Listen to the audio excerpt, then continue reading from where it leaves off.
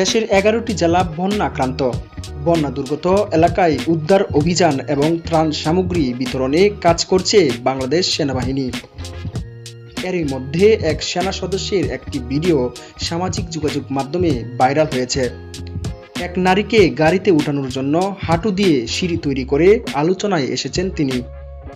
Viral ভিডিওতে দেখা গেছে সেনা সদস্যরা বন্যা দুর্গত কয়েকজনকে একটি ট্রাকে তুলছেন নিরাপদ স্থানে নেওয়ার জন্য, কিন্তু তাতে কয়েকজন নারী উঠতে পারছিলেন না। ওই সময় নারীদের প্রতি সম্মান দেখিয়ে হাঁটুকে সিঁড়ি বানিয়ে তাদের গাড়িতে উঠতে সহায়তা করেন এক সেনা সদস্য। খোঁজ নিয়ে জানা গেছে, হাঁটু গেড়ে সিঁড়ি বানানো ওই সেনা সদস্য বাংলাদেশ সেনাবাহিনী ল্যান্স কর্পোরাল কাজী সুমন। তার বাড়ি বরিশাল গৌরনদী উপজেলার টর্কির কাঁঠালতলী গ্রামে। বর্তমানে তিনি বাংলাদেশ সেনাবাহিনীর অ্যাটর্নি কোরে কর্মরত রয়েছেন।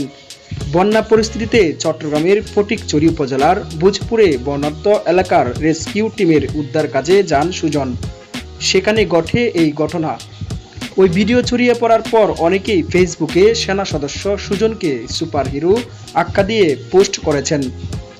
এ বিষয়ে সেনাবাহিনীর ল্যান্স কর্পোরাল কাজী সুজন গণমাধ্যমকে বলেন, ছাত্র জীবন থেকেই দেশের উন্নয়নে কাজ করে আসছি। দেশকে সেবা করার জন্য বাংলাদেশ সেনাবাহিনীতে যোগদান করেছি। মানুষের কল্যাণে নিজের শেষ রক্তবিন্দু থাকা পর্যন্ত কাজ করে যাব। সাইফুল্লাহ সাইফ, ডেস্ক রিপোর্ট, দৈনন্দিন চিত্র।